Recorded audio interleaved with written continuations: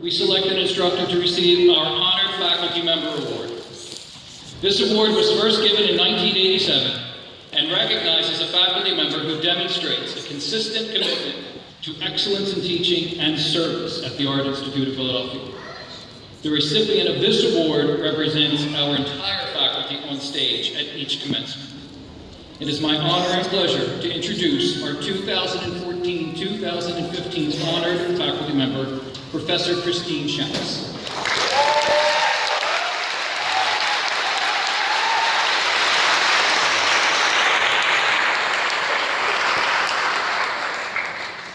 President Nucci, faculty, staff, proud parents, guests, and graduates, I want to thank you all, especially Dean Costigan, for the honor of being the commencement speaker at this year's graduation ceremonies.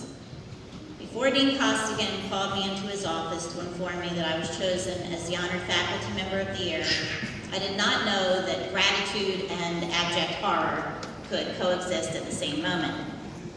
I am very thankful for the honor and for the pounds I have shed over the past few months from the stress of writing this speech and the knee-knocking, teeth-chattering anticipation of standing before you every time I have to deliver it. Today we celebrate our new graduates, who may also be experiencing a little stage fright at this moment. Congratulations. Give yourselves a round of applause.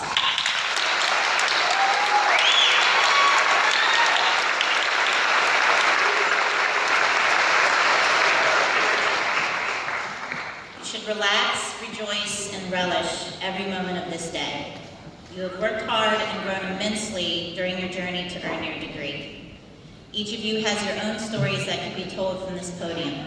Stories of hardship, setbacks, and persistence.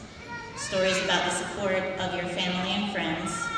Stories about growth, success, and triumph. But today, all of your stories have the same ending. Today, all of you can say, I made it.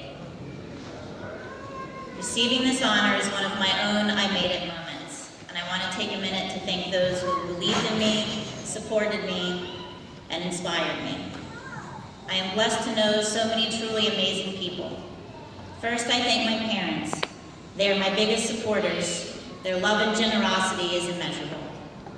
I also want to thank my colleagues at the Art Institute of Philadelphia, those in the front row, and all back here. Your generosity, friendship, and guidance, your dedication, knowledge, and excellence has pushed me to be my best. Thank you, Dr. Kaylee Meeks, my director and mentor. Without you, I really don't think I'd be here today. I must also thank all of my teachers, those who inspired and those who were uninspired. Each helped me realize the type of teacher that I wanted to be. And of course, I'd like to thank my students. You all have taught me a great deal more about humanity and pop culture than I ever thought possible. After weeks of filling my wastebasket with crumpled attempts to put together the right words for my speech, I began to wonder if I had any wisdom or inspiration to offer. I asked myself, who am I to be giving a commencement speech?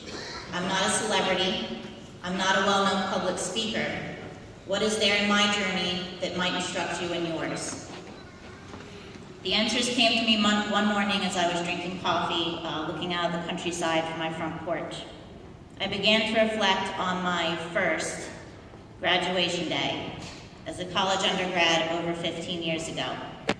It was an especially proud moment and achievement for me because academically I had traveled a rocky road littered with potholes, retreads, detours, twists and turns, and traffic jams. A lot like my daily commute to Philly. I am a high school dropout. For me, high school was a dark experience, a place of burned bridges, dead ends, and failure. To keep my sanity, I quit and somehow had the insight to at least earn my GED. After months of exercising my demons and contemplating my future, I decided to enroll in a local community college in what would have been my senior year of high school. The success that I finally achieved there, along with the praise and respect that I received from my professors changed my life. I discovered something positive within myself, and I realized what I wanted to do: pursue a career in the arts and teach. From then on, it was all about education and the creative journey. After a couple of years, I transferred to a university and earned my bachelor's, graduating with honors. Rather than wait, I went right to graduate school, earning a spot in a highly competitive master's program. I was the youngest and least experienced in my class. My journey had led me away from the conventional path and forced me to forge my own. It took me from being a high school dropout who never took her SATs to earning my master's and becoming a professor. At times, it was a very scary road, and I had a lot of obstacles to overcome in my personal life. But I found it is truly amazing what happens when one faces fear and pushes through it. During those years, I worked hard and strived to do my best. With success came many failures, but with each failure came invaluable knowledge. I learned to persevere and to embrace change. I discovered how to transform my failures into something positive, and I realized that creativity isn't so much about what you make, it's more about the journey of making it. More importantly, my family and I learned a lesson I hope you all will remember on your journey. There is no singular route to travel to arrive at your dream. There are many ways to reach your destination. It's like traveling to a big city. You can get there quickly by plane or train. In the case of Philly, by motor vehicle, kind of slow. You can get there on bicycle or by foot, but whatever means you choose, whatever route you take, you can reach the same destination. After today, one of your major goals, earning your degree, is behind you. You have learned your own lessons from the challenges you have overcome to get here. For some of you, passing one of my classes might have been one of those hurdles. Now you face new challenges. You have choices to make and new goals to pursue. I would like to send you off into the world with just a few words about the important things I have learned on my own journey. It is vital that you stay relevant. No one wants to go the way of developed film, the public payphone, or other things that are now considered obsolete. You are entering a highly competitive arena, and nipping at your heels will always be a younger generation with fresh ideas and untapped imagination. So part of your thinking must remain young. Writer Pearl S. Buck once said, "You can tell your age by how much pain you feel when you come in contact with a new idea." Staying relevant means recognizing your power and developing it. This means making choices that move you closer to your goals, while having the wisdom to recognize when a decision or opportunity might cause you to stray too far from the goals you're trying to reach. Flex your mind and your imagination. If an idea has hit a snag, change direction, take a detour, or start again. Artist Andy Warhol once said, "They say time changes things, but you actually have to change them yourself." To create, you must have an open mind. You must be willing to embrace change and experiment with new ideas. The career fields you have chosen are constantly changing. You must change with them. My father wanted me to share a piece of advice that he received when he was in college many years ago, but it is still relevant today.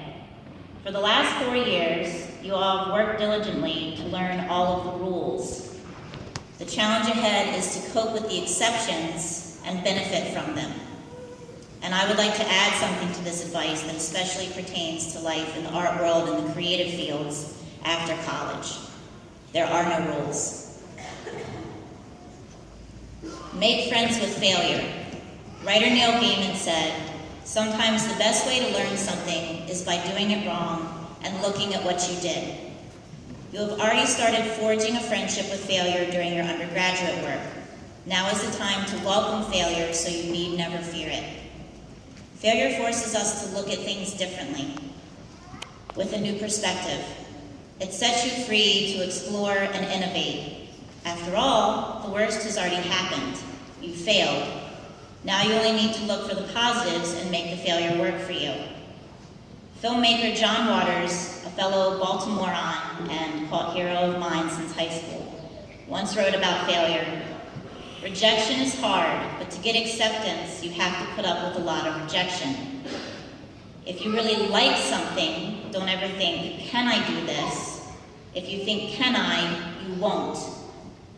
You have to say, I'm gonna do this, and nobody's gonna stop me. Please remember your beginnings and carry them with you. Walt Disney used to say, too many people grow up. That's the real trouble with the world. Too many people grow up, they forget. As a final homework assignment, to be completed about a month from today, when the carefree days after graduation are coming to an end and real life has finally set in again, I would like you to watch Neil Gaiman's commencement speech, Make Good Art, which he delivered at the University of Arts in 2012.